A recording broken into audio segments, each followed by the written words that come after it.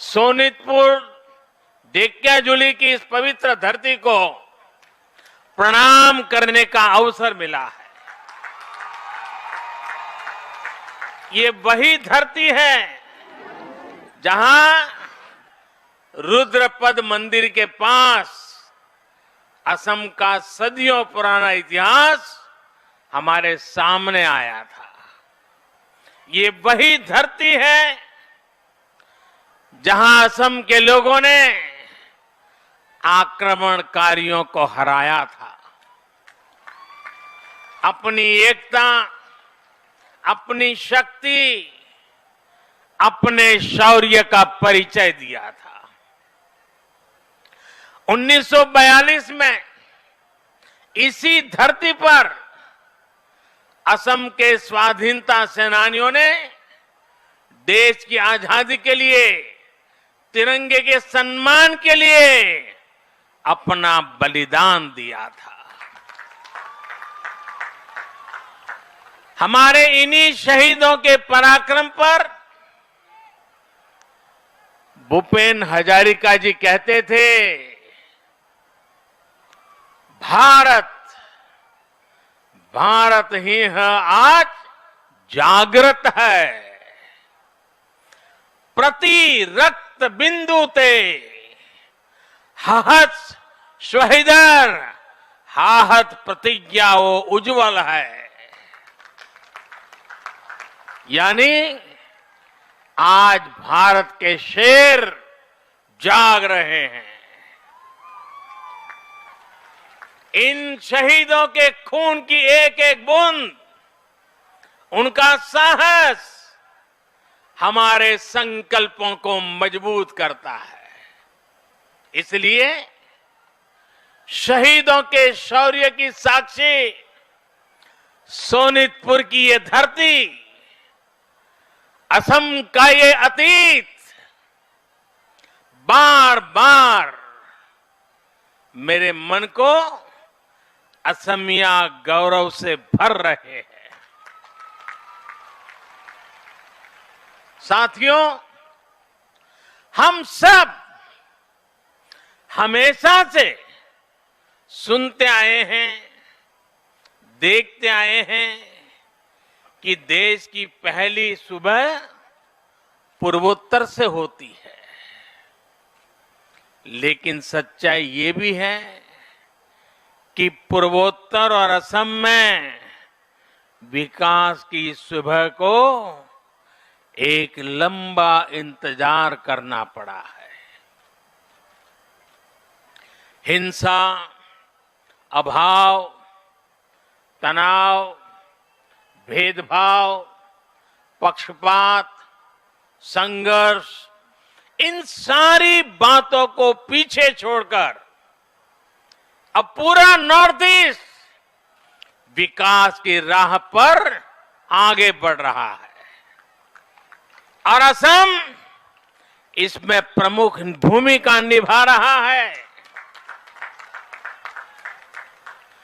ऐतिहासिक बोडो समझौते के बाद हाल ही में बोडोलैंड टेरिटोरियल काउंसिल के चुनावों ने यहां विकास और विश्वास का नया अध्याय लिख दिया है। आज का दिन भी असम के भाग्य और असम के भविष्य में इस बड़े बदलाव का साक्षी है।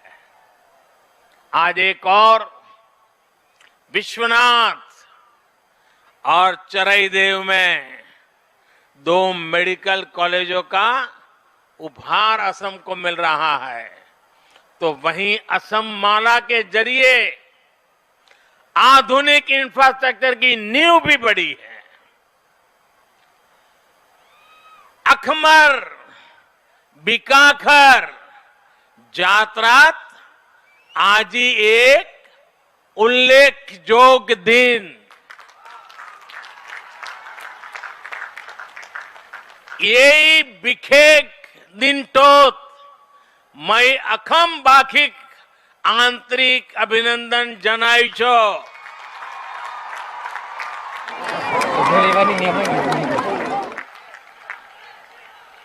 साथियों, एकजुट प्रयासों से, एकजुट संकल्पों से कैसे परिणाम आते हैं, असम इसका बड़ा उदाहरण है। आपको 5 साल पहले का वो समय याद होगा जब असम के ज्यादातर दूर-दराज इलाकों में अच्छे हॉस्पिटल केवल सपना होते थे। अच्छे हॉस्पिटल, अच्छे इलाज का मतलब होता था घंटों की यात्रा, घंटों का इंतजार और लगातार अनगिनत कठिनाइयां। मुझे असम के लोगों ने बताया है कि उन्हें हमेशा यही चिंता रहती थी कि कोई मेडिकल इमरजेंसी ना आ जाए, लेकिन ये समस्याएं अब तेजी से समाधान की ओर आगे बढ़ रही है। आप इस फर्क को आसानी से देख सकते हैं, महसूस कर सकते हैं। आजादी के बाद से 7 दशकों में, यानी 2016 तक असम में केवल 6 मेडिकल कॉलेज होते थे। 6। लेकिन इन 5 सालों में ही असम में 6 और मेडिकल कॉलेज बनाने का काम शुरू किया जा चुका है। आज उत्तरी असम और अपर असम की जरूरतों को देखते हुए विश्वनाथ और चरईदेव में 2 और मेडिकल कॉलेजों का शिलान्यास हो गया है। ये मेडिकल कॉलेज अपने आप में आधुनिक स्वास्थ्य सेवाओं के केंद्र तो बनेंगे ही, साथ ही अगले कुछ सालों में यहां से ही मेरे हजारों नौजवान डॉक्टर बनकर के निकलेंगे। आप देखिए, 2016 तक असम में कुल एमबीबीएस सीट्स करीब 750 ही थी, लेकिन ये नए मेडिकल कॉलेज जैसे ही शुरू होंगे, असम को हर साल 1600 नए एमबीबीएस डॉक्टर्स मिलने लगेंगे। और मेरा तो एक और सपना है, बड़ा साहसपूर्ण सपना लगता होगा,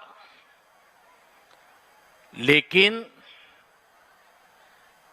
मेरे देश के गांव में, मेरे देश के गरीब के घर में टैलेंट की कोई कमी नहीं होती है।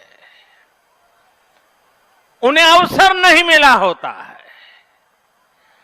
आजाद भारत जब 75 में प्रवेश कर रहा है, तो मेरा एक सपना है, हर राज्य में कम से कम एक मेडिकल कॉलेज, कम से कम एक टेक्निकल कॉलेज वो मातृभाषा में पढ़ाना शुरू करे। क्या असमिया भाषा में पढ़कर के कोई अच्छा डॉक्टर नहीं बन सकता है क्या?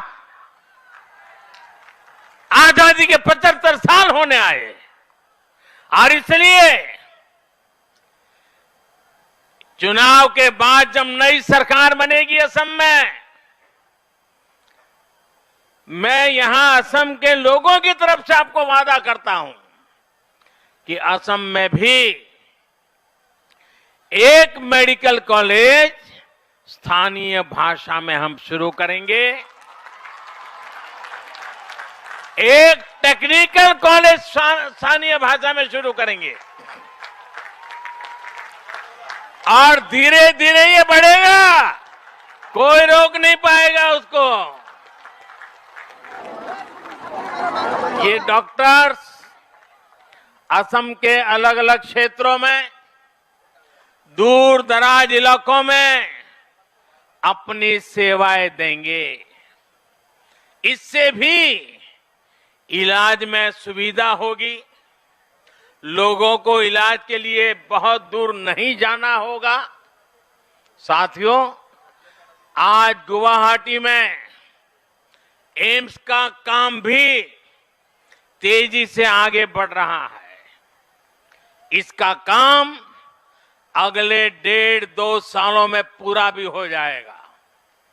एम्स के वर्तमान कैंपस में इसी एकेडमिक सत्र से एमबीबीएस का पहला बैच शुरू भी हो गया है। जैसे ही अगले कुछ सालों में इसका नया कैंपस तैयार होगा, आप देखेंगे गुवाहाटी आधुनिक स्वास्थ्य सेवाओं के केंद्र के तौर पर उभर करके सामने आएगा। एम्स गुवाहाटी केवल असम ही नहीं, बल्कि पूरे पूर्वोत्तर के जीवन में एक बड़ा परिवर्तन करने वाला है। आज जब मैं एम्स की बात कर रहा हूं, तो एक सवाल आपके बीच पूछना चाहता हूं।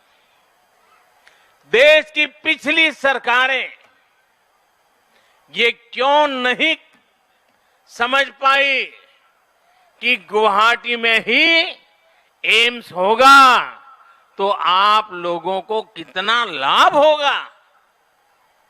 वो लोग पूर्वोत्तर से इतना दूर थे कि आपकी तकलीफें कभी समझ ही नहीं पाए।